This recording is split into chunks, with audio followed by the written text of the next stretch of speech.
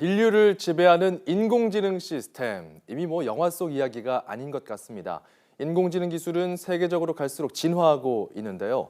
구글의 알파고를 먼저 떠올리기 마련이지만 순수 우리 기술로 개발한 토종 인공지능, 아담이나 엑소브레인도 있습니다. 최근 EBS 장학 퀴즈에 출전해서 우승을 차지하고 가상현실과 결합한 모습도 선보였는데요. 국내 인공지능 기술 어디까지 와 있는지 인공지능 업체 대표와 함께 직접 이야기 나눠보겠습니다. 솔트룩스의 이경일 대표 나와 있습니다. 어서 오십시오. 네, 반갑습니다. 예. 자, 우리가 인공지능을 이야기할 때요, 이 개념부터 잡아야 될 것 같아요. 플랫폼이란 말을 많이 하던데 플랫폼 하면은 지하철이나 버스 승강장 이런 개념부터 떠오르거든요. 이게 인공지능과 어떻게 관련이 있는 겁니까? 기차 플랫폼을 생각해 보시면은 플랫폼은 하나이지만 거기서 출발해서 목적지가 서로 다르잖아요. 예. 이렇게 플랫폼이라는 개념은요, 하나의 시스템에서 다양한 서비스나 목적지가 서로 다른 응용 시스템들을 만들어낼 수 있는 체계를 의미합니다. 그래서 예.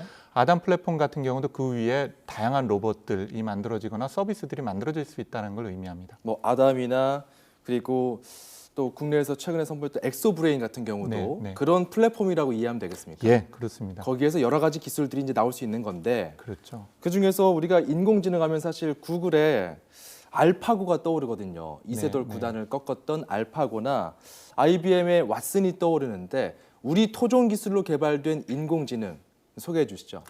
예, 일단은 현재까지 한국어를 할 줄 아는 인공지능은 엑소브레인하고 아담밖에 없습니다. 예. 그러니까 사실은 말 자체는 철학이 담겨 있고 문화가 담겨 있기 때문에 대단히 중요하겠죠.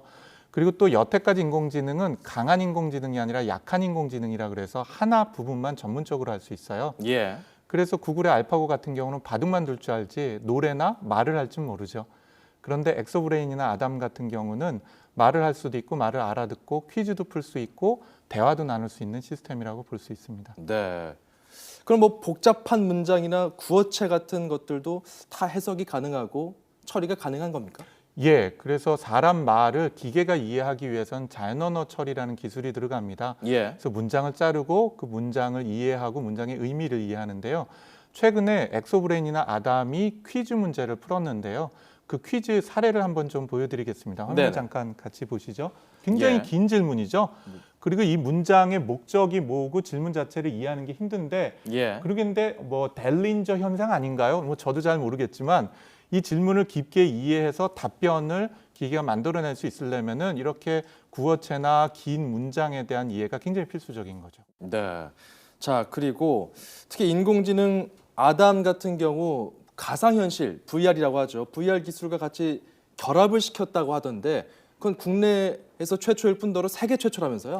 예, 맞습니다. 인공지능과 사람이 협력을 하려면 사실은 둘이 만날 수 있는 공간이 필요한 거죠. 예. 그래서 가상현실하고 인공지능이라는 것을 결합을 해서 그 공간을 창조했다고 말씀드릴 수 있을 것 같습니다. 근데 아직 그 설명만 들어서는 선뜻 네. 이해하기 어렵거든요. 좀 직접 보여주실 수 있습니까?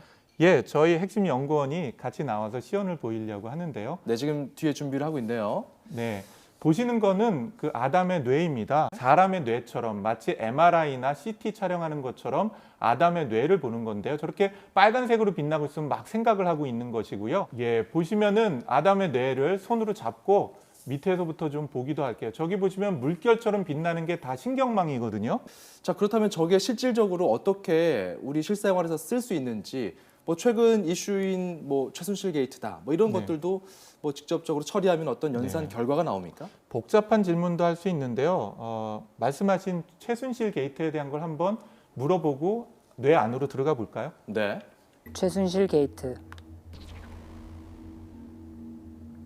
명령어를 입력했고요. 예, 보시는 것처럼 관련된 지식을 모아서 정보를 처리를 하고 있는 것이고요.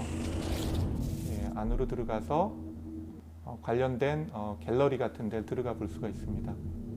각 개념들을 좀 더 자세하게 보고 싶을 때 들어가는 개념을 갤러리라고 합니까? 네네, 지식 갤러리로 안으로 들어갈 수가 있는데요. 예. 네, 지금 이제 갤러리 공간 안으로 들어온 겁니다.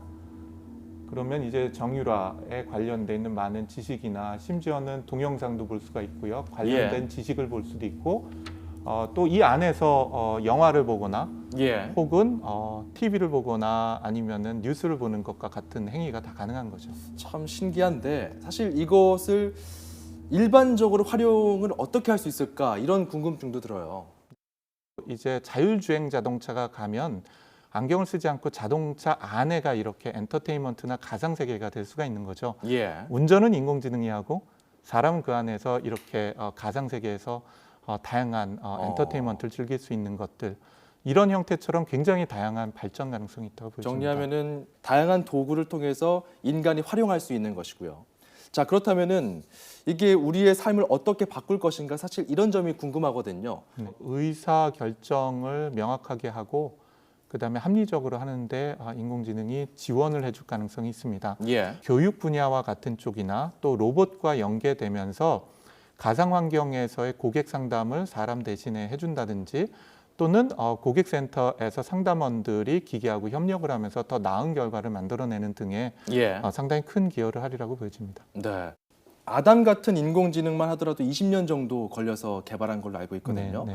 우리나라의 기술 수준, 인공지능 기술의 수준이 세계 다른 나라와 비교했을 때는 어느 정도에 와 있고 향후 좀 더 우리나라에서 좀 추가적으로 이것을 개발, 보완, 발전시킨다면 어떤 점이 필요하다고 보십니까?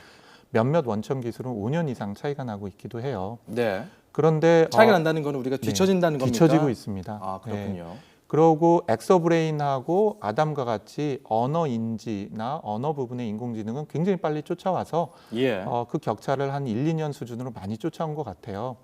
그런데 문제는 유럽이나 미국, 특히 최근에 중국 같은 경우는 구글이라든지 IBM 같은 데서 1년에 몇 조 원씩을 인공지능에 투자를 하고 있습니다. 예. 반면에 우리나라는 우리나라 전체에서 몇 조 원을 투자하기 힘든 것이죠.